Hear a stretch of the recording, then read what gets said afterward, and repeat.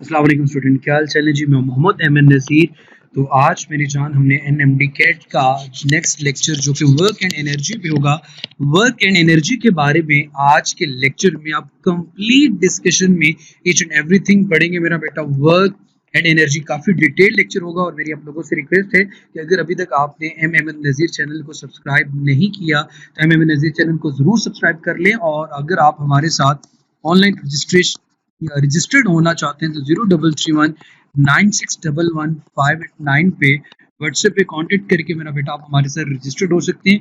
Daily basis पे हमारे lectures भी अपलोड होते हैं, डेली बेसिस पे नोट्स प्रोवाइड किए जाते हैं, एमसीक्यू बैंक प्रोवाइड किया जाता है और आपके सब्जेक्ट रेलिवेंट टीचर आपको ईच एंड एवरीथिंग जो है वो स्टेप बाय स्टेप गाइड भी करते हैं। सो विदाउट मजीद आपका टाइम जाया किए बगैर मेरी जान हम वर्क की तरफ चलते हैं। सो मेरे बेटे, हम अभी जो सारा चीज पढ़ेंगे वो एंटिटीज लेवल की एक्चुअली बात करनी है, तो बिल्कुल बहुत बेसिक में नहीं जाऊंगा, लेकिन एक एक चीज आप लोगों के साथ डिस्कस करता जाऊंगा और डिराइव रिजल्ट भी लिखता जाऊंगा। What is the meaning of derive result मेरा बेटा? कि जब आपका टीचर आपको अपने एक्सपीरियंस के बिहाव पे कुछ चीजें क्लियरली बता रहा हो, शॉर्ट्स बता रहा हो, तो उन चीजों को नोट डाउन करना भी जरूरी है। तो लेक्चर जो भी लोग सुनते हैं मेरा बेटा, उनसे रिक्वेस्ट है मेरे बच्चे, या कोई रिस्पेक्टेड टीचर सुनते हैं तो उनसे रिक्वेस्ट है कि आप अपने साथ एक पेन पेंसिल जरूर रखाएं कि कोई भी चीज जब हाथ से एक दफा गुजर जाए तो उसको याद करना आपके लिए आसान हो जाता है। फिलहाल हम यहाँ पे मेरा बेटा बात करेंगे पॉजिटिव वर्क की, नेगेटिव वर्क की, क्या कंडीशन है, नेचर क्या होती है और व्हाट इज कॉल्ड वर्क। सो मेरे बेटे स्टार्ट करते हैं अल्लाह के नाम से मेरी जान। आपके सामने मेरे बेटे ये ब्लॉक है, आप इस ब्लॉक पे फोर्स अप्लाई करते हैं, इसको ड्रैग करते हैं, खींचते हैं और ये इस डायरेक्शन में डिस्प्लेसमेंट कवर करते हैं। So work is said to be done if an object moves in the direction of force. Our work is a dot product of force and displacement. ये बार भी यूज किया जा सकता है, इसके ऊपर एरो भी लगा सकते हैं, तो आपकी मर्जी, आप कोई भी कन्वेंशन फॉलो कर सकते हैं। सो मेरे बेटे, आप इसने इस ऑब्जेक्ट पे फोर्स लगाई और ऑब्जेक्ट ने डिस्प्लेसमेंट के डायरेक्शन में वर्क किया, तो इसे हम वर्क का नाम देते हैं, इसे मेरा बेटा वर्क कहा जाता है। ये हमारे पास कोई ब्लॉक है। अब मेरे बेटे, फोर्स एंड डिस्प्लेसमेंट के दरमियान अगर आप गौर करें, वेक्टर्स की दो टेल मिल रही हैं, तो वेक्टर की दो टेल्स के दरमियान मेरा बेटा हमेशा एंगल होता है। अगर आप गौर करें तो ऑब्जेक्ट एग्जैक्ट उस डायरेक्शन में मूव नहीं कर रहा जिस डायरेक्शन में फोर्स लगाई गई है। इट मींस, तो मुझे यहां पे क्या करना होगा, because force is a vector quantity, मैं इस एंगल को प्रोजेक्शन ड्रॉ करके क्लोज करूंगा। ये कुछ पॉइंट्स मैं आपको क्लियरली बता रहा हूं कि जब आप मेरे बेटे प्रोजेक्शन ड्रॉ करते हो तो आप हमेशा एंगल को क्लोज करते हो। तो ये मेरे बेटे हमारे पास इसका वर्टिकल कंपोनेंट आ गया जिसे हम एफ वाई का नाम देते हैं, जो हमारे पास मेरे बेटे एफ साइन थीटा के इक्वल आते हैं। तो हमारे पास मेरा बेटा एफ साइन थीटा आ गया। सो इसी तरह मेरी जान,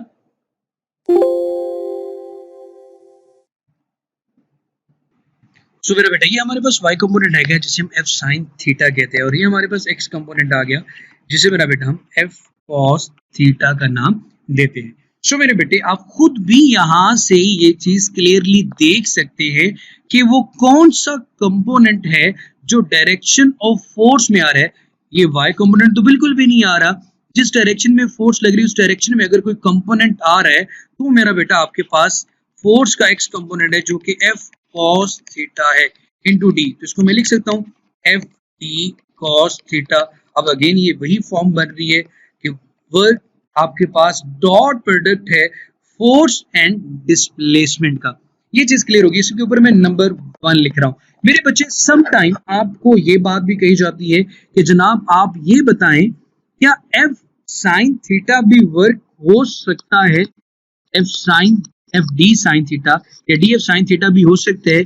यस और नो में अगर आपसे पूछा जाए तो बच्चे कंफ्यूज हो जाते हैं, नहीं यार ये तो डॉट प्रोडक्ट है। यस, ऐसा हो सकता है। और ऐसा कब होगा? ऐसा तब होगा जब आपको एंगल, एक एक्स्ट्रा एक रेफरेंस एंगल दिया जाए। जरा गौर से देखना और सुनना भी मेरी बात को, मैं कौन सी बात कर रहा हूं, कि आपने इस ऑब्जेक्ट पे फोर्स लगाई, ये इसका डिस्प्लेसमेंट है, ये आपके पास मेरा बेटा एक फोर्स क्वांटिटी है, यहां पे कहीं पे मेरा बेटा आपको एंगल गिवन है, अब ये रेफरेंस एंगल है।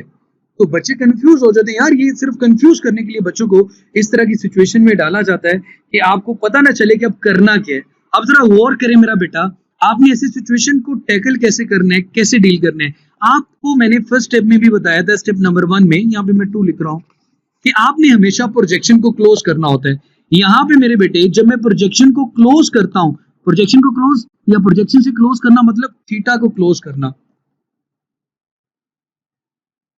सो मेरे बेटे आप लोगों के सामने ये आ रहा है, तो यहाँ पे आपके पास अब ये थीटा के सामने परपेंडिकुलर है, तो ये इसका कंपोनेंट आ गया एफ साइन थीटा। अब ये इसका कंपोनेंट आ गया फिर एक्स एफ कॉस थीटा। तो इस केस में अगर आप ऑब्जर्व करें तो डिस्प्लेसमेंट की डायरेक्शन में फोर्स का कौन सा कंपोनेंट आ रहा है, एफ साइन थीटा। तो यहाँ पे मेरे बेटे जब आप डॉट प्रोडक्ट लेंगे तो आपके पास यहाँ पे मेरा बेटा बनेगा एफ डी साइन थीटा। लेकिन सेकंड मेथड क्या है, सेकंड मेथड एक ये भी हो सकता है जो बहुत से टीचर करवाते भी हैं कि यार जनाबे वाला आपको यहां से बड़े अच्छे से पता है कि टोटल एंगल मेरा बेटा आपके पास 90 है। ये अगर ये वाला एंगल आपको पता हो तो 90 में से इसको सब्ट्रैक्ट कर देंगे तो ये एंगल आपके पास आ जाएगा। जैसे मेरा बेटा अगर आप ये बात करते हैं यहां पे F D sine theta, F D sine 30 degree use कर लें मेरा बेटा। उसके बाद मेरे बच्चे यहाँ पे सेकंड मेथड में ये है, अगर आपने F D cos theta use करना है तो आपको फोर्स और डिस्प्लेसमेंट में एंगल पता होना चाहिए। अगर टोटल आपके पास 90 है और ये 30 डिग्री हो तो यहाँ पे आप लिखेंगे मेरा बेटा F D cos 90 minus 30 degree. तो मेरे बेटे ये आपके पास बन जाएगा एफ डी कॉस 60 डिग्री। अब मेरे बच्चे आपको ये बात बड़े अच्छे से पता होनी चाहिए, इस जैसे कि कल वाले लेक्चर में भी हम लोगों ने मेरे बेटे ये चीज इस्तेमाल भी की थी कि साइन 30 डिग्री और कॉस 30 डिग्री इन दोनों की वैल्यूज क्या आती हैं आपके पास मेरा बेटा।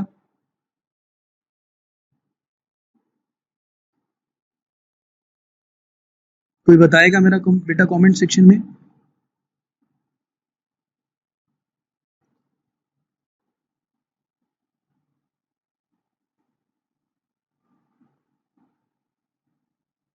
जी बेटे 0.5 आती है जिसको आप 1.2 का नाम भी देते हो।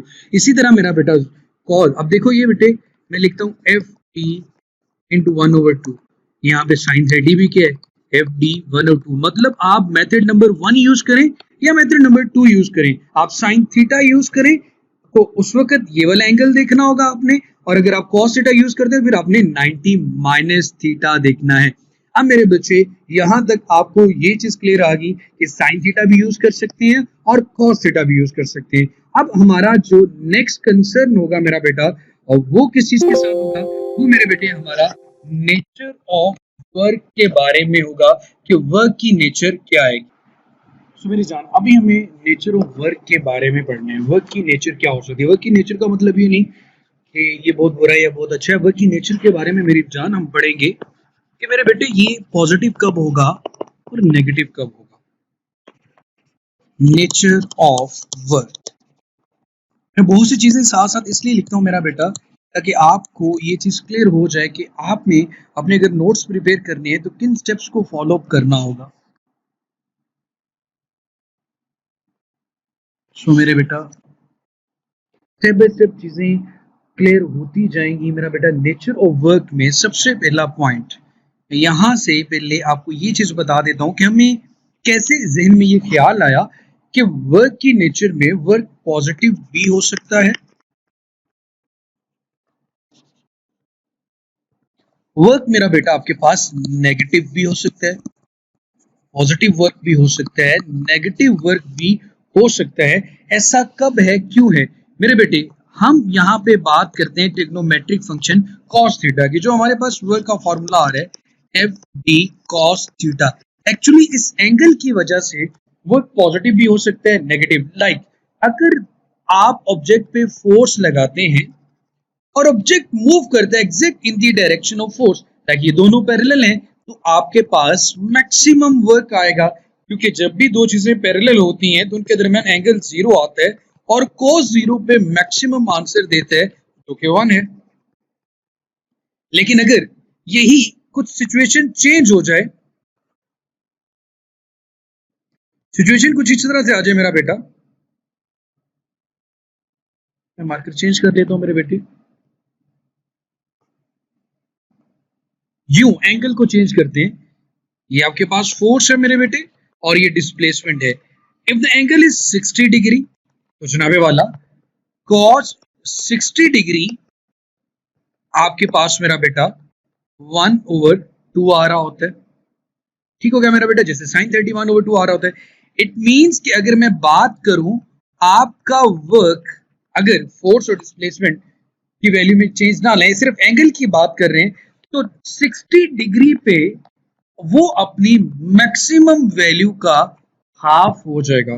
वर्क 60 डिग्री पे अपनी मैक्सिमम वैल्यू का हाफ हो जाएगा। तो जैसे कि आपने अपनी ऑब्जर्व कर लिया कि जैसे जैसे आप एंगल चेंज करते जा रहे हो वर्क की वैल्यू कम भी होती जा रही है। सिमिलरली अगर आप मेरा बेटा cos 60 की बजाय cos 90 डिग्री यूज करते हैं तो मेरे बेटे जैसे कि आप ये कहते हैं कि फोर्स और डिस्प्लेसमेंट में एंगल 90 डिग्री आ जाता है डी और एफ में, तो आपके पास cos 0 90 0 आएगा, तो वर्क की वैल्यू भी आपके पास 0 आएगी। इसी तरह मेरे बेटे अगर आप cos 180 यूज करते हैं ये वैल्यू -1 आ जाएगी। अब माइनस का साइन अगेन मेरे बेटे आपको थोड़ा सा हिला देता, भाई ये कैसे हो गया। जब आप किसी ऑब्जेक्ट को उठा के रखते हो तो फोर्स क्या लगती है, अपवर्ड। अब उठा के रखते वक्त उसका जो डिस्प्लेसमेंट होगा वो डाउनवर्ड डायरेक्शन में आएगा, तो वर्क क्या आ जाएगा मेरा बेटा, नेगेटिव। इसी तरह जब कोई ऑब्जेक्ट अपवर्ड डायरेक्शन में फोर्स मूव कर रहा हो तो उसमें एक्सेलरेशन ड्यू टू ग्रेविटी की वजह से अगर फोर्स की वैल्यू देखी तो फोर्स का साइन तो मेरा बेटा डाउनवर्ड आएगा, तो वहां पे भी एंगल 180 आएगा। इट मींस कि आपके पास वर्क की वैल्यू पॉजिटिव भी आ सकती है जैसे कि +1 आया, नेगेटिव भी आ सकती है जैसे कि -1 आया। तो अब मेरे बच्चे हम इसकी नेचर को एक्सप्लेन करने के लिए मैं यहाँ पे टॉप में ग्रीन कलर में एक छोटा सा की पॉइंट लिख रहा हूं जो कि वर्क एनर्जी प्रिंसिपल है।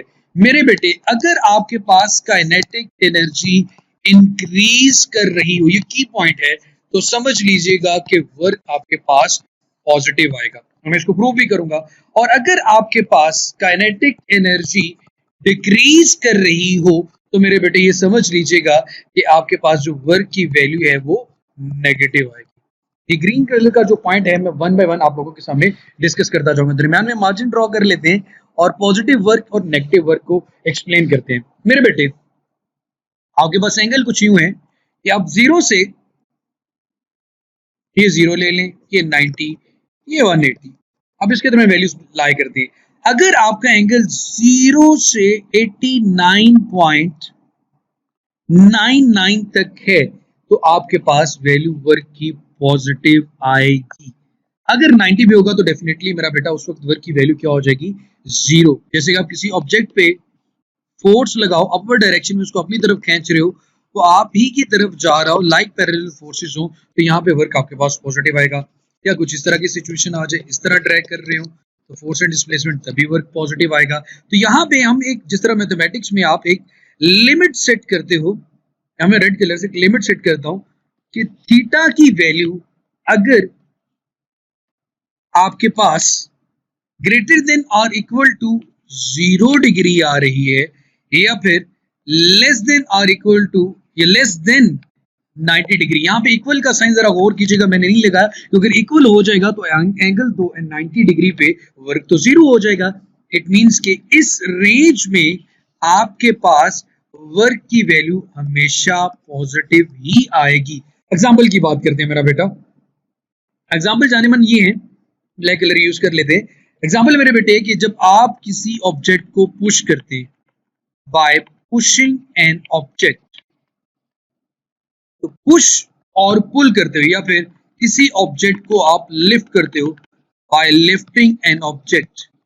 जरा टॉप पे गौर फरमाएं, यहाँ पे ये एग्जाम्पल और ये एग्जाम्पल दोनों ही, एक में आप किसी चीज को पुश कर रहे हो या अपनी तरफ खींच भी रहे हो, इवन के पुलिंग फोर्स भी आपके पास या पुलिंग की वजह से जो वर्क होगा वो भी पॉजिटिव होगा। इसी तरह मेरे बेटे कार स्पीडिंग अप। जब ये पॉइंट लिखता हूँ बच्चे हमेशा पूछते हैं कि सर कैसे, जब कार स्पीड अप हो रही है तो वर्क कैसे पॉजिटिव हुआ। जनाब मैं इसके सामने इसका की पॉइंट भी लिख देता हूँ। जब कार मेरे बच्चे स्पीड अप हो रही है तो उसकी वेलोसिटी इंक्रीज कर रही है। जब उसकी वेलोसिटी इंक्रीज करी तो डेफिनेटली काइनेटिक एनर्जी इंक्रीज कर रही है। जब काइनेटिक एनर्जी इंक्रीज करेगी तो हमने कहा था मेरे बच्चे के वर्क आपके पास क्या आएगा, पॉजिटिव। मेरे लेक्चर में अपवर्ड एरो हमेशा इंक्रीजिंग ऑर्डर के लिए होगा। उसके बाद मेरे बेटे लॉन रोलर जो आप मेरे बेटे इस्तेमाल करते हो घास काटने के लिए, उसमें भी यही रीजन है। इसी तरह मेरा बेटा जब आप किसी स्ट्रिंग या स्प्रिंग को स्ट्रेच करते हैं या आप किसी स्प्रिंग को कंप्रेस करते हैं, उस वक्त भी जो उसमें एनर्जी स्टोर होती है, एनर्जी स्टोर होने की वजह से काइनेटिक एनर्जी इंक्रीज होती है, तो जिसकी वजह से आपके पास जो वर्क होता है मेरा बेटा वो पॉजिटिव होता है। मेरा बेटा ये बड़ा इंपॉर्टेंट पॉइंट है, इसको मैं ग्रीन कलर से लास्ट वाले को लिखता हूं। जाने मन मेरे बेटे मैं लिख रहा हूं अट्रैक्शन मेरे बच्चे, अट्रैक्शन बिटवीन चार्जेस। लो भाई ये कैसे पॉसिबल हो सकता है, अट्रैक्शन बिटवीन चार्जेस की वजह से वर्क पॉजिटिव कैसे आ गया। मेरे बेटे जब दो चार्जेस के दरमियान अट्रैक्शन की फोर्स बढ़ेगी तो डेफिनेटली फोर्स बढ़ रही है भाई, फोर्स के बढ़ने से एक्सेलरेशन बढ़ेगा, एक्सेलरेशन बढ़ रहा है तो डेफिनेटली वेलोसिटी इंक्रीज कर रही है, वेलोसिटी इंक्रीज करेगी तो काइनेटिक एनर्जी इंक्रीज करेगी, काइनेटिक एनर्जी इंक्रीज करेगी तो वर्क आपके पास मेरे बेटे पॉजिटिव आएगा। ये थी आपके पास examples for the positive work. अब आ जाते हैं मेरा बेटा नेगेटिव वर्क के ऊपर। अब उसी तरह मेरे बेटे हम सबसे पहले जब आप किसी ऑब्जेक्ट को उठाकर रख देते, उठाकर रखने वाली फोर्स अपवर्ड है और रख देना जो उसका डिस्प्लेसमेंट है वो डाउनवर्ड है, तो ये तो आपके पास जो वर्क होगा वो 90 होगा। इसकी जो रेंज थीटा है मेरा बेटा, angle less than or equal to 180 हो तब भी वर्क आपके पास नेगेटिव आएगा, या फिर आपके पास एंगल 90 से अबव हो। लाइक सेकंड क्वाड्रेंट की अगर बात की जाए, सेकंड क्वाड्रेंट में मेरा बेटा आपके पास वर्क की वैल्यू नेगेटिव आ रही है, फर्स्ट क्वाड्रेंट में वर्क की वैल्यू पॉजिटिव आ रही है बिफोर 90 डिग्री। अब इसके मतलब मेरा बच्चा एग्जांपल देख लें, इट मींस कि जब काइनेटिक एनर्जी डिक्रीज करेगी आपके पास नेगेटिव वर्क आएगा। ये पॉइंट हमने पहले एक्सप्लेन किया था। वेल व्हेन आप किसी ऑब्जेक्ट को लिफ्ट करते हो, when lifting work done by G, gravitational acceleration due to gravity. मेरा बेटा जब आप किसी ऑब्जेक्ट को ऊपर की तरफ खींच रहे हो तो उसका एक्सेलरेशन डाउनवर्ड डायरेक्शन में होता है, ग्रेविटी की ग्रेविटेशनल फोर्स नीचे की तरफ होती है। आप उस ऑब्जेक्ट को ऊपर की तरफ लेके जा रहे हो, ग्रेविटेशनल फोर्स नीचे की तरफ है, डेफिनेटली एंगल आपके पास आप 180 बनेगा। जब एंगल 180 बनेगा तो थीटा 180 की वजह से आपके पास अगेन वर्क क्या आ जाएगा मेरा बेटा, नेगेटिव आ जाएगा। सिमिलरली मेरे बच्चे अगर बात करें स्लोइंग डाउन अ कार, जब एक गाड़ी आहिस्ता हो रही हो, जब वो गाड़ी आहिस्ता हो रही होगी तो उसकी वेलोसिटी कम हो रही है, वेलोसिटी कम होने से काइनेटिक एनर्जी कम हो रही है, काइनेटिक एनर्जी कम होगी तो वर्क आपके पास नेगेटिव आ जाएगा। इसी तरह मेरा बेटा जितनी भी नॉन कंजर्वेटिव फोर्सेस हैं, फ्रिक्शनल इफेक्ट्स जहां पे भी इन्वॉल्व हो जाए उन्हें नॉन कंजर्वेटिव फोर्स कहते हैं, उनकी वजह से वर्क की वैल्यू हमेशा नेगेटिव आएगी। रिपल्शन बिटवीन टू चार्जेस, अब अगेन वही रीजन कि अगर आपके पास रिपल्शन होगी दोनों चार्जेस के दरमियान, रिपल्शन की वजह से उनके दरमियान जो आपके पास वेलोसिटी है, एक्सेलरेशन वो डिक्रीज करेगा, जिसकी वजह से आप ये बात कह सकते हैं मेरा बेटा कि वहां पे जो वर्क की वैल्यू है वो डिक्रीज कर जाएगी। उसके बाद मेरा बेटा movement of positive charge against electric field, जब आप किसी पॉजिटिव चार्ज को एक तरफ पॉजिटिव प्लेट ले लेते हैं, दूसरी तरफ नेगेटिव प्लेट ले लेते हैं। अब यहाँ पे अगर मैं इसको पॉजिटिव चार्ज को नेगेटिव से पॉजिटिव की तरफ लेके जा रहा हूं तो मुझे वर्क डन करना पड़ेगा अगेंस्ट द फोर्स, जिसकी वजह से इसकी काइनेटिक एनर्जी डिक्रीज करेगी और काइनेटिक एनर्जी डिक्रीज करने की वजह से इसका जो मेरा बेटा वर्क आएगा वो आपके पास नेगेटिव आ जाएगा। होपफुली मेरा बेटा यहां तक हमने बात कर ली मेरे बेटे पॉजिटिव वर्क की, नेगेटिव वर्क की। अब मेरे बच्चे हम बात करेंगे work done by conservative forces.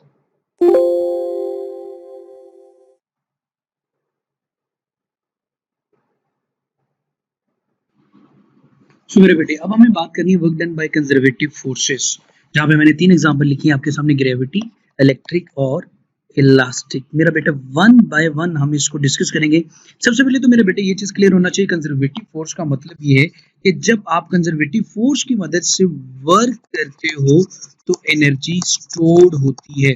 वो फील्ड जिसमें वर्क करने से एनर्जी स्टोर्ड हो उसे कंजर्वेटिव फोर्स कहते हैं और इसे कंजर्वेटिव वर्क कहते हैं। और इसके बाद क्लोज्ड पाथ में अगर आप कंजर्वेटिव फोर्स की वजह से वर्क को कैलकुलेट करोगे तो वो जीरो आएगा। तो खैर वन बाय वन डिस्कस करते हैं। सबसे पहले तो मेरे बेटा हम ग्रेविटी को डिटेल में डिस्कस करेंगे, इसमें डिफरेंट क्वेश्चंस के बारे में बात करेंगे। तो मेरे बेटा आप सबसे पहले तो ये चीज क्लियर कर लें कि आपके पास 2 पॉइंट है, इनिशियल और फाइनल पॉइंट।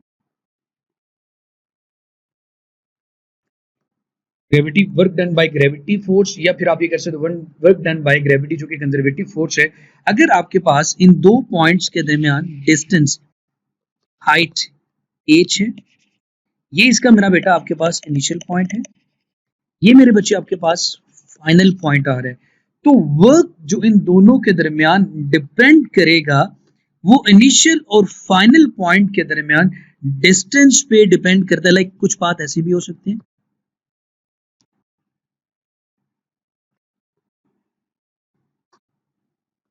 यूं भी आ सकता है कर्व में। सो मेरा बेटा एक्चुअली वर्क डन इन कंजर्वेटिव फोर्स डिपेंड किस पे करता है, depends upon straight line distance between initial and final point, straight line distance between initial and final point।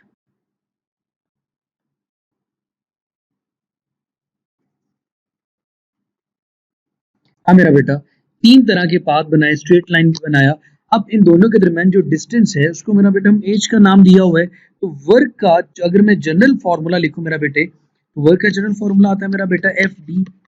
अब यहाँ डी की बजाय यहाँ पे यूज करेंगे एच एम जी एच, क्योंकि यहाँ पे जब आप किसी ऑब्जेक्ट को वर्क परफॉर्म करके किसी हाइट पे लेके जाते हो तो उसमें मेरा बेटा पोटेंशियल एनर्जी स्टोर होती है, जिसकी वजह से हमारे पास फार्मूला आ जाएगा mgh। लेकिन मेरे बेटे एच वाला ये वाला फार्मूला कब यूज होगा, जब आपके पास ऑब्जेक्ट ग्राउंड पे है और आप उसको किसी हाइट एज पे लेके जाते हो, लाइक जीरो से एज के दरमियान, तो सिर्फ सिंपल ये फार्मूला यूज करेंगे। लेकिन दरमियान में कोई मिड पॉइंट यूज किया गया है तो उस वक्त मेरे बेटे फिर आप यूज करते हैं M G H two minus H one. Like एक को नाम आप एच वन कह देते हैं, दूसरे को आप एच टू कह देते हैं। और एक चीज का जरा मेरा बेटा हमेशा ख्याल रखिएगा, ज्यादा में से कम वैल्यू को मेरा बेटा सब्ट्रैक्ट करते हैं, मोर माइनस लेस।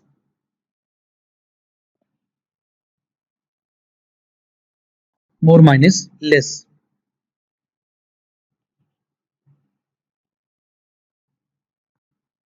मैं थोड़ा सा साफ कर दूं मेरे बेटे।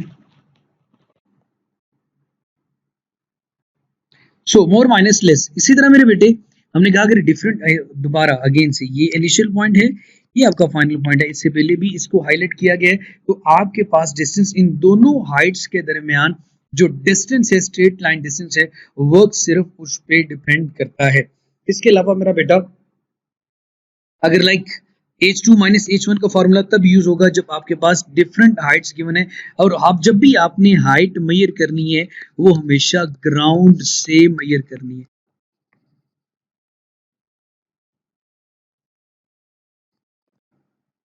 ठीक हो गया मेरा बेटा। फॉर एग्जाम्पल अगर आप इससे ये पूछा जाए कि जनाब यहाँ पे एक ड्रॉपलेट है जो डाउनवर्ड डायरेक्शन में फॉल कर रहा है, गिर रहा है, तो डेफिनेटली ड्यू टू ग्रेविटी इस पे जो फोर्स है वो mgh होगी, इसका डिस्प्लेसमेंट भी डाउनवर्ड डायरेक्शन में है। और आपसे पूछा जाना है कि बेटा आप इसका जो वर्क है डिस्टेंस की बजाय यहाँ पे आप मेरा बेटा हाइट की बात करेंगे, तो यहाँ पे अगर आपसे ये पूछा जाए work done due to gravity बताएं, तो ये वर्क आपके पास मेरा बेटा फिर आपके पास mgh आएगा और मैक्सिमम आएगा। क्यों? क्योंकि दोनों फोर्स और डिस्प्लेसमेंट दोनों एक दूसरे के पैरेलल आ रहे हैं। लेकिन मेरे बेटे अगर सिचुएशन चेंज कर दी जाए, सिचुएशन चेंज किस तरह से की जा सकती है मेरे बेटे, उसके बारे में हम डिफरेंट एग्जांपल्स के ऊपर बात करते हैं।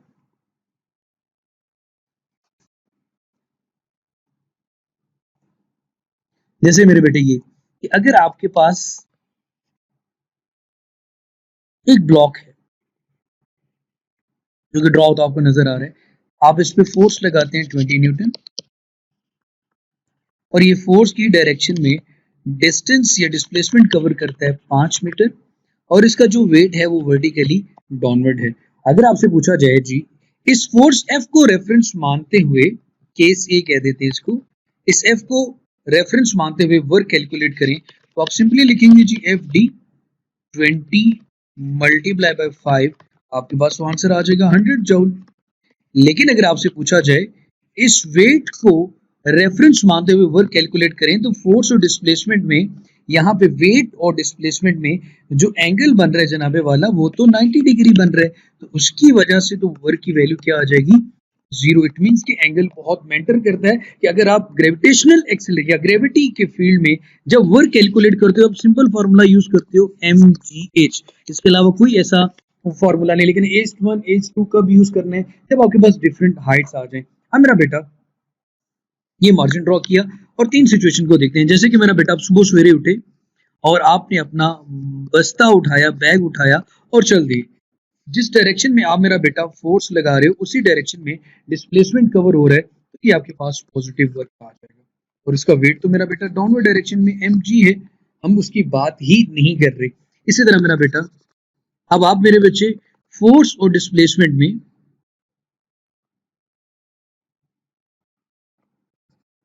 एंगल अगर 90 डिग्री आ जाए, लेकिन जब आप चलोगे तो चल इस तरफ रहे हो, बैग आपने उठाया हुआ है तो एंगल 90 डिग्री आ जाएगा। तो ये तो सिचुएशन आ गई कि यहाँ पे तो वर्क की वैल्यू क्या हो जाएगी, जीरो। और दोबारा से फिर मेरा बेटा आप अपना जो बैग है जब आप वापस रखोगे उठा के, तो मेरे बेटे फोर्स इस डायरेक्शन में थी, डिस्प्लेसमेंट इस डायरेक्शन में आएगा, तो यहाँ पे मेरा बेटा एंगल 180 की वजह से वर्क नेगेटिव आ जाएगा। अब आपने क्लोज पाथ बना लिया कि जहां से स्टार्ट किया वहां पे दोबारा फिर मेरे बेटे वापस आ रहे हो, so work done in close path एक पॉजिटिव वर्क है, फिर जीरो है, फिर नेगेटिव वर्क है, पॉजिटिव नेगेटिव के साथ कैंसिल हो जाएगा, अगेन आपके पास क्या आ जाएगा मेरा बेटा, जीरो। तो ऐसा फील्ड जिसमें आपके पास वर्क डन एक क्लोज पाथ में जीरो आ जाए उसे कंजर्वेटिव फील्ड का नाम ही देते हैं। अब मैं आपकी बुक वाली एग्जांपल की बात करता हूं मेरा बेटे।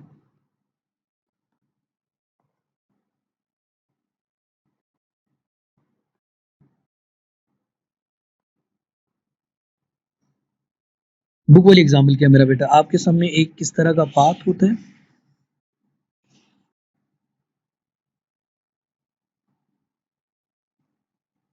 A B C D. अब मैं इस क्लोज पाथ में ए से स्टार्ट करता हूँ, दोबारा फिर ए पे वापस आ जाता हूँ, तो मेरे बेटे वर्क डन तो जीरो आना चाहिए। जैसे कि यहाँ पे अगर देखो वेट डाउनवर्ड है, आप इस डायरेक्शन में डिस्टेंस कवर कर रहे हो, तो एंगल यहाँ पे 90 होने की वजह से इस स्टेप नंबर 1 में तो वर्क क्या आ गया, जीरो। इसी तरह मेरा बेटा जब आप यहाँ पे ऊपर की तरफ डिस्प्लेसमेंट या हाइट ऊपर की तरफ कवर कर रहे हो, लेकिन जो फोर्स है mgh वो डाउनवर्ड डायरेक्शन में है, तो यहाँ पे तो वर्क आ गया नेगेटिव 180 की वजह से। यहाँ पे ऑब्जेक्ट भी नीचे की तरफ आ रहा है, फोर्स भी नीचे की तरफ, तो यहाँ पे पॉजिटिव वर्क आ गया mgh। यहाँ पे वेट डाउनवर्ड है, डिस्प्लेसमेंट इस डायरेक्शन में है, तो यहाँ पे तो एंगल डी और सी के दरमियान 90 आ गया। अब 1 2 3 4 चार स्टेप में आपने इस क्लोज पाथ को कवर किया, तो जरा ऐड करो मेरा बेटा। पाथ नंबर 1 में जीरो, पाथ नंबर 2 में माइनस mgh, पाथ नंबर 3 में फिर जीरो, पाथ नंबर 4 में प्लस mgh। तो अगेन देखो मेरा बेटा ये कैंसिल हो जाएगा, तो आंसर आपके पास work done in a close path, again मेरे बच्चे आपके पास जीरो आ रहा है। तो अगेन वही बात कि कंजर्वेटिव फील्ड की जो दूसरी निशानी है वो ये है कि उसमें जब आप एक क्लोज पाथ में वर्क परफॉर्म करोगे, तो वर्क डन इन क्लोज्ड पाथ आपके पास आंसर हमेशा मेरा बेटा इसका जीरो आ जाएगा। होपफुली मेरा बेटा यहाँ तक तो क्लियर हो गया होगा। अब इसके बाद मेरा बेटा एक क्वेश्चन था आपकी बुक में बड़ा मशहूर है जमाना, 4 ब्रिक्स वाला। 4 ईंटें हैं जिनका मैश भी आपको गिवन होगा, जी आपको पता है मेरा बेटा 9.8 होते हैं मीटर पर सेकंड स्क्वायर। हाइट भी हर ईंट की गिवन होगी, जैसे कि हम यहाँ पे एज कह देते हैं। सपोज एक ईंट आपने 4 ईंटें रखनी है, ये पहली ईंट है, पहली ईंट को रखने के लिए तो आपको कोई वर्क नहीं परफॉर्म करना पड़ा, तो मैं लिख सकता हूँ 0 mgh। लेकिन जब आपने पहली ईंट के ऊपर दूसरी ईंट रखी तो ये एक हाइट तक आ गई मेरा बेटा दूसरी ईंट, पहली ईंट के नीचे एक ईंट है तो आपने लिख लिया 1h। फिर इसके ऊपर आप एक और ईंट रखते हैं तो दो ईंटों के ऊपर आ गई, तो मेरे बेटे W3 आ जाएगा mgh, mg इंटू 2h। फिर उसके ऊपर मेरा बेटा तीसरी ईंट आ गई, भी आ गया mg इंटू 3h। अगर आप यहाँ पे टोटल वर्क की बात करें तो सब में mgh कॉमन आ रहा है, 0 प्लस 1 प्लस 2 प्लस 3, ये बन जाएगा आपके पास 6 mgh। अब मेरे बेटे हमें तो इतना टाइम नहीं होगा कि हम वन बाय वन अपने एमसीक्यूज को सॉल्व करने के लिए एक एक ईंट का वर्क कैलकुलेट करें। हमें तो मेरा बेटा किसी न किसी शॉर्टकट को, किसी न किसी शॉर्ट मेथड को अडॉप्ट करना है। तो शॉर्ट मेथड क्या हो सकता है, या इसका जो शॉर्ट ट्रिक है वो क्या हो सकता है मेरे बेटे, आप लिखेंगे total work is equal to n into n minus 1 divided by 2 mgh। अब n क्या है मेरा बेटा, n is the number of bricks, ये आपके पास नंबर ऑफ ब्रिक्स है मेरा बेटा। तो नंबर ऑफ ब्रिक्स कितनी थी, 4, 4 minus 1 divided by 2 into mgh, 4, 4 minus 1 3 into 2 mgh, 4 into 3 12, 12 divided by 2 6 आ जाएगा। तो ये आपके पास आ जाएगा मेरा बेटा 6 mgh। इसी तरह आपकी बुक में मेरा बेटा एक 45 mgh वाला न्यूमेरिकल है जिसमें आपको गिवन थी मेरा बेटा 10 ईंटें,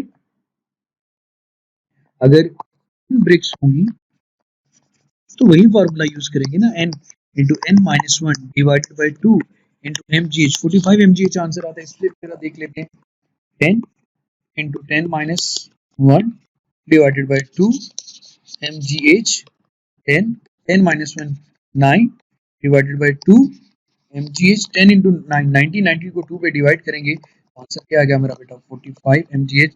तो ये शॉर्टकट यूज करके मेरे बच्चे आप नंबर ऑफ ब्रिक्स जिनको स्टैकअप करना है, ऊपर एक दूसरे के रखना है, और एक दूसरे के ऊपर रखने के लिए इनके ऊपर कितना वर्क परफॉर्म करना पड़ेगा, that was our goal, that was our question. तो ये मेरा बेटा एक शॉर्ट ट्रिक से क्लियर हो गया।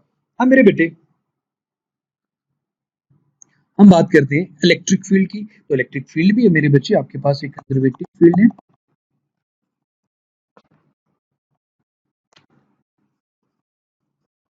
इलेक्ट्रिक फील्ड में एक तरफ आपके पास पॉजिटिव प्लेट है और एक तरफ आपके पास मेरा बेटा नेगेटिव आ रही है।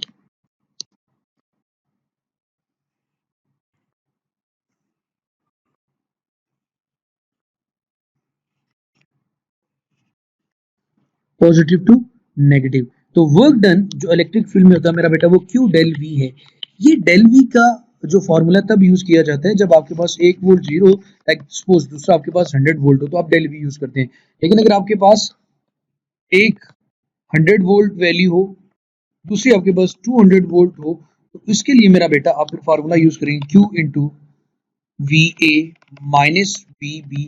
अगेन यहाँ पे आप ग्रेटर वैल्यू रख लेंगे, यहाँ पे आप लेस वैल्यू जो होगी इससे छोटी होगी, स्मॉलर वैल्यू उसको रख लेंगे मेरा बेटा। और अगेन आप इसका जो इलेक्ट्रिक फील्ड में है वो वर्क इजीली कैलकुलेट कर सकते हैं। तो ये था आपके पास work done in an electric field. इसी तरह मेरे बेटे हमारे पास एक आता है इलास्टिक फील्ड, या इलास्टिक के केस में जैसे कि आपके पास एक स्प्रिंग है, उसको एक मैस m के साथ अटैच किया हुआ, वो पोजीशन x1 पे है, अगर आप उसको डिस्प्लेस भी करते हो तो चला जाता है पोजीशन f2 पे। तो x1 तो मेरा बेटा आपके पास 0 है। जब x1 0 है तो इसका जनरल फॉर्मूला मेरा बेटा, वैसे जनरल फॉर्मूला लिखे तो मेरा बेटा आता है 1/2 x2 का स्क्वायर माइनस x1 का स्क्वायर।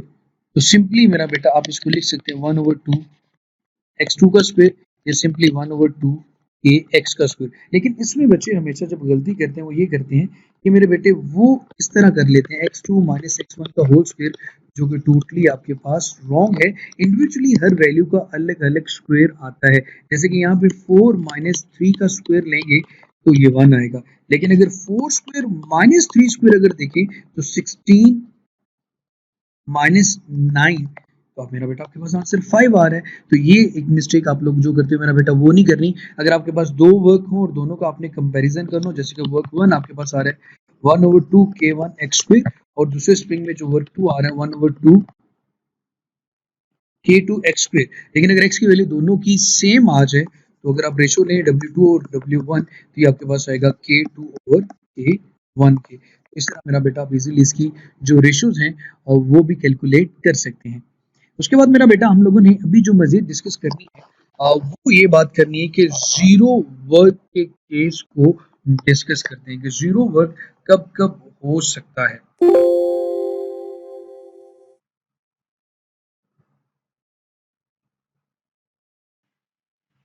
तो मेरे जनाब हमें बात करनी है वर्क की जीरो वर्क केसेस के बारे में। मेरा बेटा बात करते हैं जीरो वर्क केसेस के बारे में मेरे बच्चे। जो बात होती है उसके बारे में जरा इंपॉर्टेंटली देखिएगा, कब कब वर्क जीरो हो सकता है यार।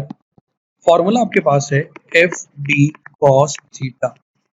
बहुत इंपॉर्टेंट ये बातें जरा ध्यान से सुनिएगा मेरा बेटा, और इसमें हम कुछ ग्राफ्स के बारे में भी पढ़ेंगे। अगर आपके पास फोर्स जीरो हो तब भी वर्क जीरो आ जाएगा। अगर आपके पास डिस्प्लेसमेंट डी जीरो हो तब भी वर्क जीरो आ जाएगा। अगर आपके पास एंगल cos 90 डिग्री आ रहा हो तब भी वर्क जीरो आ रहा होगा। जैसे यहाँ पे आप किसी ऑब्जेक्ट को उठाकर चल पड़ते हो तो फोर्स और डिस्प्लेसमेंट में एंगल 90 डिग्री आ जाता है। इस तरह मेरा बेटा केस नंबर 4 आपके पास है work done bye centripetal force. Work done bye centripetal force, इसकी वजह से हमेशा जो वर्क की वैल्यू है वो जीरो आ जाएगी। और वो फोर्सेस जो एक्ट करेंगी एज अ सेंट्रीपिटल फोर्स, क्यों मेरा बेटा, कि जब आप किसी ऑब्जेक्ट की बात करते हैं वो सर्कुलर पाथ में मूव कर रहा है तो centripetal force always directed toward the centre of the circle, और उसकी जो इंस्टेंटेनियस वेलोसिटी होती है वो किसी भी पॉइंट पे फोर्स के साथ एंगल 90 डिग्री बना रही होती है। तो डिस्प्लेसमेंट का एंगल भी मेरा बेटा 90 डिग्री होगा, जिसकी वजह से आपके पास फोर्स की वैल्यू हमेशा जीरो आएगी। केस नंबर 5 मेरा बेटा बनता है work done by magnetic force.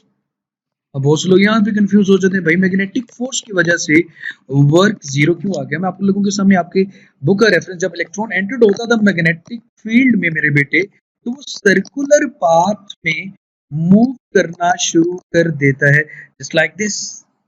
तो सर्कुलर पाथ में मूव करने की वजह से इट मींस के यहाँ पे मैग्नेटिक फोर्स एक्ट कर रही है एज अ सेंट्रीपिटल फोर्स, जिसकी वजह से इसका जो वर्क आएगा मेरा बेटा वो जीरो आएगा। इसी तरह मेरा बेटा एक इलेक्ट्रॉन जब न्यूक्लियस की गिरता, according to Bohr atomic model भी अगर देखा जाए, प्रोटॉन न्यूक्लियस में मौजूद है, इलेक्ट्रॉन जब रिवॉल्व कर रहा होता है तो इनके दरमियान जो फोर्स होती है मेरा बेटा के Q1 Q2 over R square, वो एक्ट करती है एज ए सेंट्रीपिटल फोर्स, जिसकी वजह से यहाँ पे भी जो वर्क की वैल्यू वो जीरो आ जाएगी।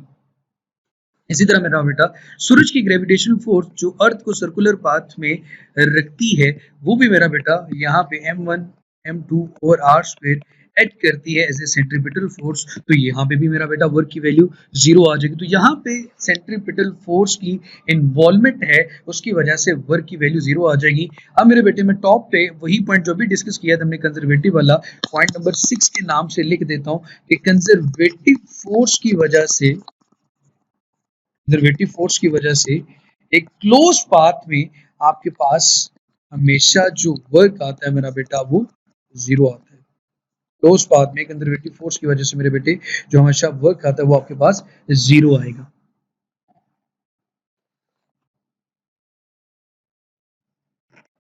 इसी तरह मेरा बेटा अगर आपके पास वेलोसिटी का चेंज जीरो आ जाए किसी जगह पे डेल वी, तभी वर्क की जीरो वैल्यू जीरो आएगी। इसी तरह मेरा बेटा आप स्प्रिंग के केस में अगर del displacement x is equal to zero है तब भी आपके पास मेरा बेटा जो वर्क है वो जीरो आ जाएगा। तो ये कुछ कंडीशन थी जो कि जीरो वर्क केसेस के लिए थी। अब मेरे बच्चे मैं आप लोगों के सामने कुछ important facts and figures about the graph discuss करना चाहता हूँ कि ग्राफ की मदद से आप कैसे और किस तरह से मेरा बेटा वर्क कैलकुलेट कर सकते हैं। सबसे पहले मेरा बेटा आपके सामने एक ग्राफ ये भी हो सकता है फोर्स एंड डिस्प्लेसमेंट का ग्राफ। ग्राफ उस तरह भी आ सकता है, ग्राफ इस तरह से भी आ सकता है मेरा बेटा। इसी तरह मेरे बेटे पावर और टाइम के दरमियान भी ग्राफ हो तब भी मेरे बेटे आप इसका वर्क कैलकुलेट कर सकते हैं, बिकॉज पावर का फॉर्मूला बेटा क्या होता है, work divided by time and work is equal to P into T। It means कि यहाँ पे जो रेक्टेंगल बन रही है इसका एरिया कैलकुलेट करने से आप वर्क की वैल्यू कैलकुलेट कर सकते हैं। इसी तरह मेटा बेटा चैप्टर नंबर 17 में फोर्स एक्सटेंशन वाला ग्राफ F del L सो मेरे बेटे यहाँ से भी आप वर्क कैलकुलेट कर सकते हैं, क्योंकि आपके वर्क की वैल्यू होती है 1/2 इंटू एफ डेल एल, क्योंकि एरिया ऑफ ट्राइंगल बनेगा तो एरिया ऑफ ट्राइंगल कैलकुलेट करने से 1/2 बेस इंटू हाइट आप कैलकुलेट कर सकते हैं वर्क। इसी तरह मेरे बच्चे हमारे पास प्रेशर और वॉल्यूम का ग्राफ हो, उससे भी मेरे बेटे हम कैलकुलेट कर सकते हैं अपने वर्क।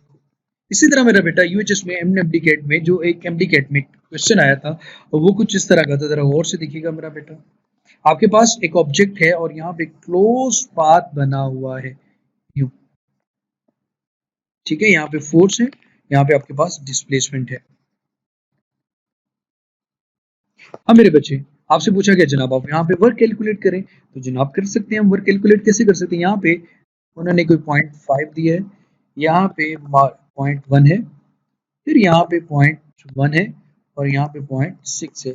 अब कंफ्यूज करने के लिए उसने इतने पॉइंट्स दे दिए, लेकिन एक चीज जो याद यहाँ पे नजर आ रही है आपको, there is no change in position, displacement यहाँ पे 0 आएगा। क्लोज पाथ है जो सबसे इंपॉर्टेंट हिंट है आपके पास, और क्लोज पाथ में जब भी आपके पास वर्क की वैल्यू होगी 100% आप आंसर बिना किसी सोचे समझे आप वर्क की वैल्यू वहां पे मेरा बेटा 0 लिख देंगे। लेकिन एक चीज याद रखिएगा, यही क्लोज पाथ अगर आपके पास प्रेशर और वॉल्यूम के ग्राफ में होता, थर्मोडायनेमिक में अगर आपने चैप्टर नंबर 11 देखा हो, तो मेरे बेटे आपके पास अगर प्रेशर वॉल्यूम ग्राफ में क्लोज पाथ की बात करें तो यहाँ पे वर्क की वैल्यू 0 नहीं होती। क्लोज पाथ में मेरे बेटे आपके पास जो चीज 0 आती है, थर्मोडायनेमिकली बात करें, वो एनर्जी का चेंज है, डेल यू 0 आता है लेकिन वर्क 0 नहीं होता। तो ये कुछ केसेस थे हमारे पास मेरा बेटा। अब एक एग्जांपल से हम वर्क की वैल्यू कैलकुलेट भी करते हैं और देखते भी हैं, तो इसको जरा देख लीजिएगा मेरा बेटा। यहाँ पे मैंने ये फोर्स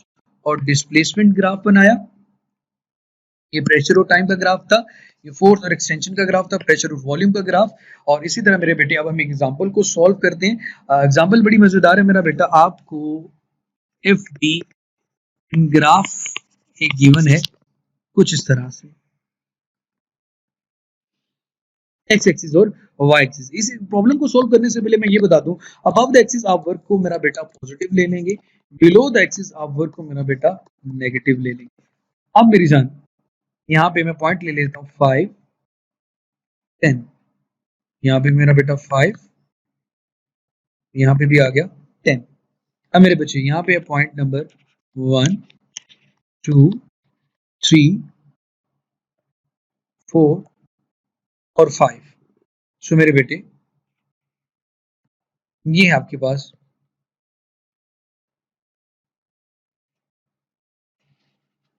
यू ग्राफ मैं आप लोगों के सामने ड्रॉ कर रहा हूँ। मैक्सिमम वैल्यू यहाँ पे मेरा बेटा फोर्स की 10 न्यूटन है और एक्स एक्सिस पे आपके पास डिस्प्लेसमेंट आ रहा है, 3 से ये डाउनवर्ड चला गया, फिर 10 तक गया, फिर यूं आ जाता है मेरा बेटा,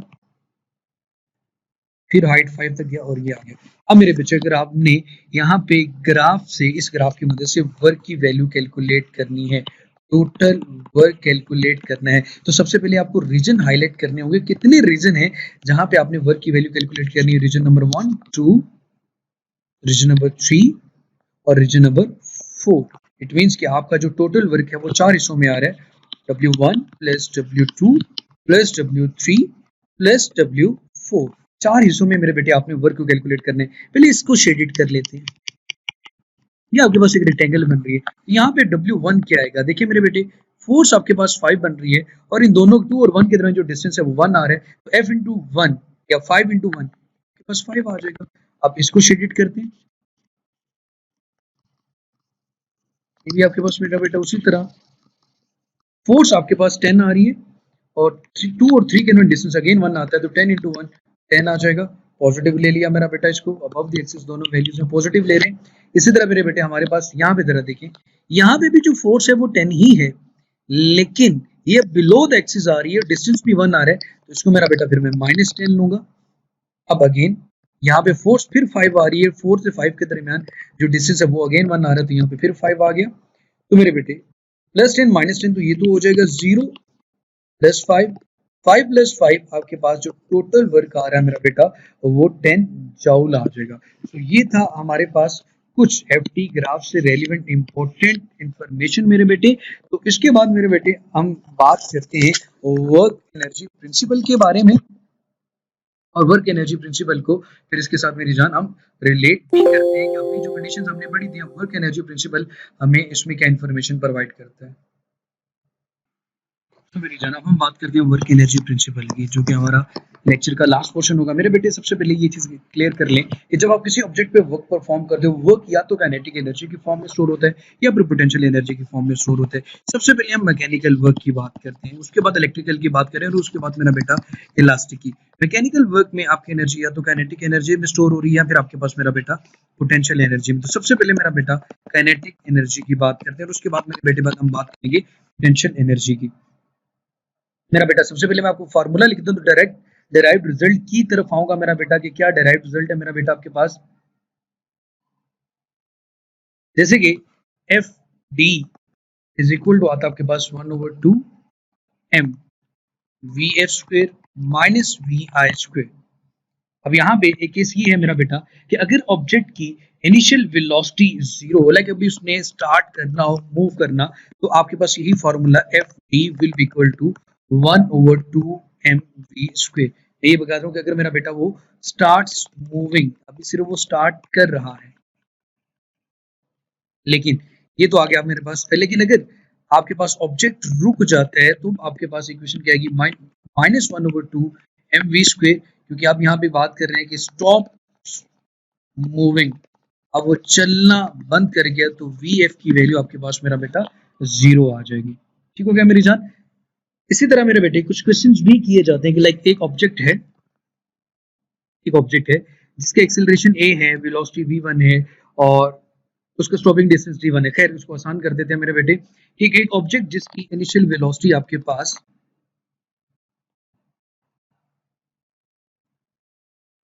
30 मीटर पर सेकंड है, उसके बाद मेरे बेटे वो जो स्टॉपिंग डिस्टेंस उसका 50 मीटर है विद एक्सेलरेशन a, v2 अगर उसकी वेलोसिटी 60 मीटर पर सेकंड हो, और उसका स्टॉपिंग डिस्टेंस क्या होगा, अगर उसका एक्सेलरेशन क्या होता है मेरा बेटा आपके पास a आ जाता है। सो पोटेंशियल एनर्जी का फॉर्मूला तो आपको पता है मेरा बेटा mg into h1 minus h2 आता है। तो स्टॉपिंग डिस्टेंस के लिए कौन सी इक्वेशन इस्तेमाल की जाएगी, तो सबसे पहले मैं मेरा बेटा यहाँ पे मार्जिन ड्रॉ कर देता हूँ, और स्टॉपिंग डिस्टेंस वाला फॉर्मूला बहुत इंपॉर्टेंट है, इसमें कुछ शॉर्टकट्स के बारे में भी बात करेंगे मेरा बेटा। स्टॉपिंग डिस्टेंस कितनी देर के बाद या कितने डिस्टेंस पे जाके ऑब्जेक्ट रुक जाएगा, इसका फॉर्मूला होता है मेरा बेटा F T 1/2 M V F square minus V I square. ठीक हो गया मेरा बेटा।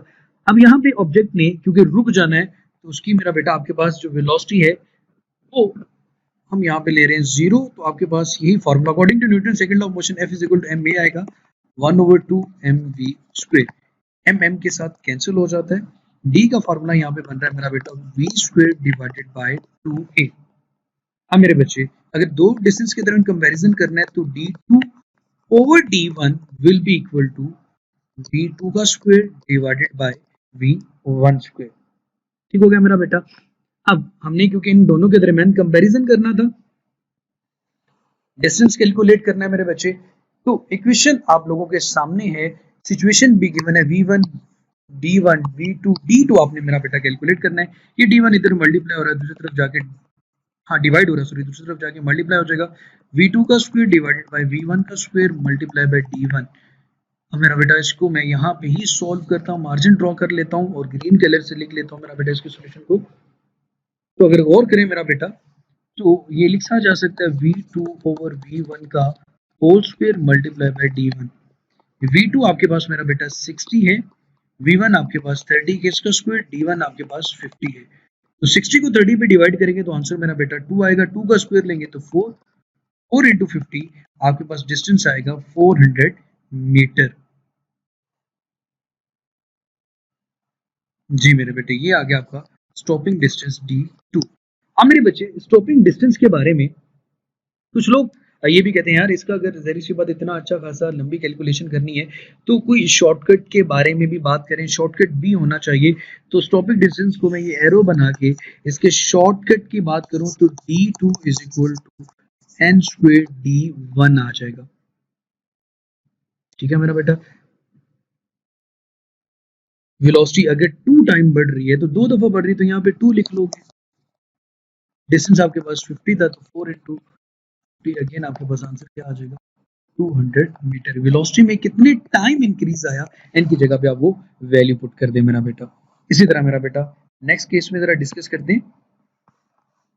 नेक्स्ट केस ये है कि अगर किसी ऑब्जेक्ट पे 0 से 10 मीटर पर सेकंड की वेलोसिटी पे वर्क परफॉर्म किया जा रहा है W1, 10 से 20 मीटर की सेकंड की वेलोसिटी से वर्क किया गया है W2, तो बताएं जी कितना इन दोनों के दरमियान मेरा बेटा कंपैरिजन करें। अब आपने वर्क 2 और वर्क 1 के दरमियान कंपैरिजन करना है मेरा बेटा, तो स्पीडिंग अब कंपैरिजन ऑफ वर्क का जो फार्मूला होगा इसको भी जरा लिख लीजिएगा। बहुत ज्यादा डिटेल में एक एक फार्मूला एक एक सिचुएशन को डील करना बता रहा हूँ, तो इसकी प्रैक्टिस मेरा बेटा आप लोगों ने जरूर करनी है। Speeding up comparison of work W2 divided by W1 1/2 m into V2 का स्क्वायर माइनस V1 का स्क्वायर डिवाइडेड बाय 1/2 V2 का स्क्वायर माइनस V1 का स्क्वायर। ये वाला फैक्टर तो मेरे बेटे यहाँ पे कैंसिल हो जाएगा। अब यहाँ पे इनकी वैल्यूज पुट करें। V2 आपके पास मेरा बेटा केस 2 में 20 आ रही है, सो 20 का स्क्वायर माइनस 10 का स्क्वायर, इसी तरह डिवाइडेड बाय 10 का स्क्वायर माइनस 0 का स्क्वायर। 400 माइनस 100 तो 300 आ गया ऊपर, नीचे आपके पास 100 आ जाएगा, तो डिवाइड करने से आंसर आ जाएगा मेरा बेटा 3। तो W2 over W1 is equal to आ रहा है 3। इसको लिखिए तो आ रहेगा 3 times of W1। What does mean, इसका मतलब क्या बनता है? इसका मतलब ये बनता है कि जो वर्क 1 था 0 से 10 मीटर पर सेकंड की वेलोसिटी से, जब आपने 10 से 20 मीटर पर सेकंड की वेलोसिटी की तो आपको 3 गुना वर्क ज्यादा करना पड़ा। क्लियर हो गया मेरा बेटा यहां तक?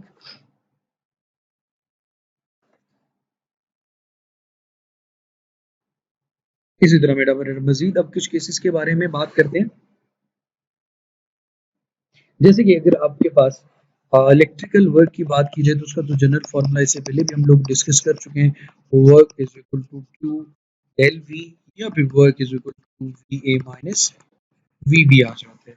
अब मेरे बेटे अगर आपके पास इलास्टिक की बात की जाए, इलास्टिक वर्क में कुछ कंडीशंस आ जाती है, लाइक एक्सटेंशन सेम आ जाती है, स्प्रिंग कांस्टेंट सेम आ जाता है 1/2 के x2 का स्क्वायर माइनस x1 का स्क्वायर।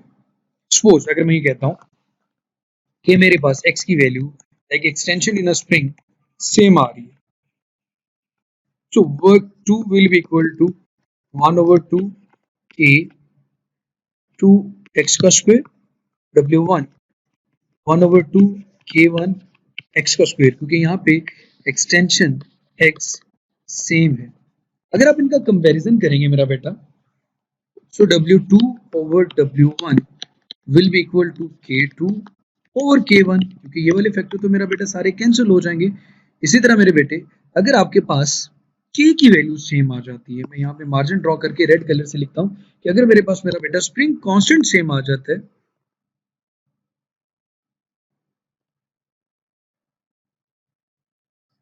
अगर K सेम आ जाए तो K सेम आने से क्या फर्क पड़ेगा, W2 over W1 1/2 K x2 का स्क्वायर 1/2 K x1 का स्क्वायर। सो मेरा बेटा यहाँ पे 1/2 से कैंसिल, k से कैंसिल, सो मेरा बेटा W2 ओवर W1 ये आपके पास किसके इक्वल आ जाएगा, x2 ओवर x1, दोनों के ऊपर स्क्वायर रहेगा तो मैं इसको ऐसे भी लिख सकता हूँ, या इसका शॉर्टकट भी अगेन उसी तरह लिखा जा सकता है जिस तरह अभी लास्ट में हमने मेरा बेटा देखा स्टॉपिंग डिस्टेंस के लिए n स्क्वायर W1 आ जाता है। एग्जाम्पल के तौर पर हम एक एग्जाम्पल भी सॉल्व करते हैं मेरा बेटा। जैसे कि मेरे पास x1 वैल्यू है 2 सेंटीमीटर, वर्क 1 x2 वैल्यू है 10 सेंटीमीटर, मैंने कंपैरिजन करना है, और वर्क 2 क्या होगा। वर्क टू कैलकुलेट करना है मेरा बेटा, तो x2 डिवाइडेड बाय x1 का स्क्वायर मल्टीप्लाई बाय 1 आना चाहिए।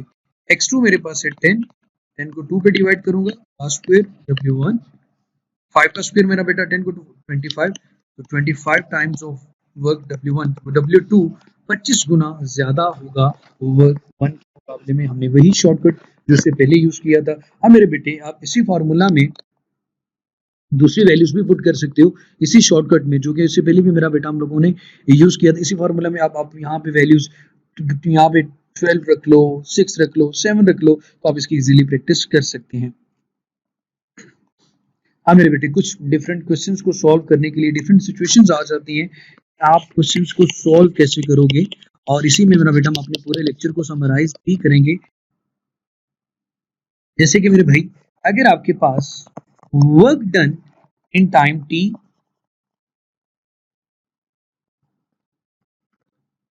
work done in time t of mass m and acceleration a, तो वर्क की वैल्यू मेरा बेटा आपके पास क्या आएगी, वर्क का जो फॉर्मूला है वो आपके पास ये आता है। अगर आपके पास वर्क कैलकुलेट करना हो, टाइम t गिवन हो, मास m हो, एक्सेलरेशन a हो, तो आप कौन सा वर्क का जो मेरा बेटा फॉर्मूला है वो यूज करेंगे।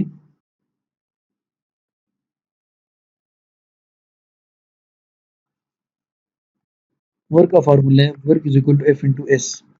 एफ क्या होता है, एम ए, एस क्या आता है मेरा बेटा 1/2 80 स्क्वायर। ठीक हो गया मेरा बेटा, ये फार्मूला क्या बनेगा 1/2 M A square T square. या फिर अगर आपके पास फोर्स गिवन हो तो आप लिखेंगे F into 1/2 AT square. A की जगह पे आप लिख देंगे मेरा बेटा according Newton second law of motion F over M into T square, तो ये बन जाएगा 1/2 F square divided by M into T square. इसी तरह मेरी जान, अगर आपके पास डॉट प्रोडक्ट आ जाता है,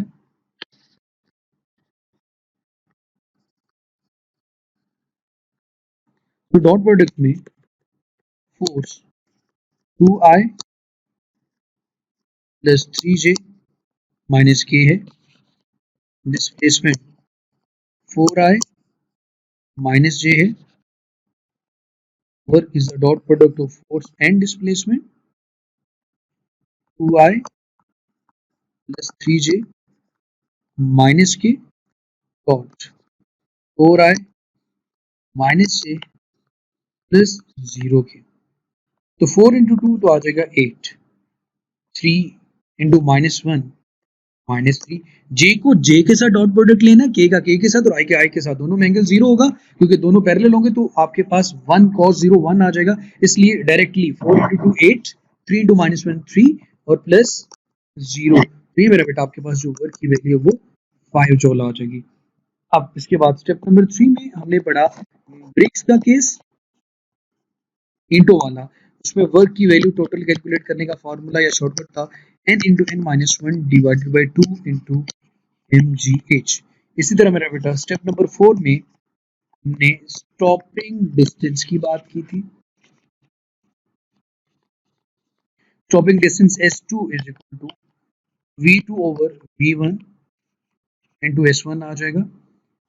केस नंबर 5 में हमने स्प्रिंग की बात की थी, कभी एक्सटेंशन सेम कभी स्प्रिंग कांस्टेंट सेम, वर्क 2 अगर आ जाएगा K2 ओवर K1 जब एक्सटेंशन सेम होगी इंटू W1, या फिर अगर आपके पास स्प्रिंग कांस्टेंट सेम है तो x2 ओवर x1 का होल स्क्वायर इंटू W1 आ जाएगा। तो ये मेरा बेटा हमारे पास कुछ समराइज पॉइंट्स थे, कुछ केसेस थे। यहाँ तक मेरा बेटा अगर आपने कुछ भी पूछना हो तो आप पूछ सकते हैं। खैर एक चीज मैं आप लोगों को बताता जाऊं, अगर आपके पास इंक्लाइंड केस आ जाए, जैसे कोई ऑब्जेक्ट है जिसको यहाँ से डिस्प्लेस किया गया और आपसे पूछा जाए जनाब इसका वर्क कैलकुलेट करें, तो वर्क का फॉर्मूला तो होता है फोर्स इनटू डिस्प्लेसमेंट, लेकिन आपको पता है इसका वेट डाउनवर्ड होगा mg। जब इसका वेट डाउनवर्ड होगा mg तो हम इसको इसके वेक्टर के रेक्टेंगुलर कंपोनेंट्स में रिजॉल्व करेंगे। एंगल यहाँ पे बन रहा है मेरा बेटा थीटा, वही एंगल यहाँ पे भी बन रहा होगा, ये mg cos थीटा आ जाता है मेरा बेटा। ये आपके पास एम जी साइन थीटा बनेगा। तो याद रखना मेरा बेटा, जब भी इंक्लाइंड केस का केस आए तो force M G sine theta आती है और इधर डी आपको बनेगा M G D sine theta, और जो वैल्यूज गिवन होगी उसके अकॉर्डिंग आप केस जो आपने न्यूमेरिकल है वो सॉल्व कर सकते हैं। So wish you good luck, खुश रहें, आबाद रहें। और अभी तक अगर आपने रजिस्ट्रेशन नहीं करवाई तो 06619 पे आके कांटेक्ट करें व्हाट्सएप पे, अपनी एनएमडी कैट की तैयारी के लिए रजिस्ट्रेशन करवाएं। हर साल हमारा सेशन होता है, आप किसी भी वक्त तैयारी कर सकते हैं, ट्यूशन ले सकते हैं, पर्सनली अगर पढ़ना चाहते हैं वो भी पढ़ सकते हैं। और इसके अलावा मेरा बेटा, अगर आपने अहमद नज़ीर चैनल को सब्सक्राइब नहीं किया हुआ तो प्लीज़ एम नज़ीर चैनल को जरूर सब्सक्राइब कर लें, इसे अपने दूसरे दोस्तों के साथ भी शेयर करें। विश यू गुड लक, अपना बहुत सारा मेरी जान ख्याल रखिएगा। अल्लाह हाफिज।